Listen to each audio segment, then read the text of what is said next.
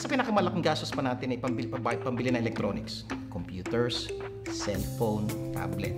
Bago bumili ng mga bagay na to, pakiisip, kailangan nyo ba talaga ng computer? Meron ka ng luma. Kailangan nyo ba ng tablet? May computer ka na. Kailangan mo ba ng bagong cellphone? May cellphone ka na ngayon. Pag-isipan nyo mabuti. Okay lang po, pinag-uusapan natin dito. Siguro, 100 piso, 200 piso. Libo-libo ito pinag-uusapan. At siguro, ultimately, in everything, pag ako bumibili, meron ako isang prinsipyong ginagawa. Bago ako bibili ng isang bagay, magtatanong ako ng 4 na tanong. Unang tanong, gusto mo ba? Now, kung gusto mo, punta ka sa pangalawang tanong.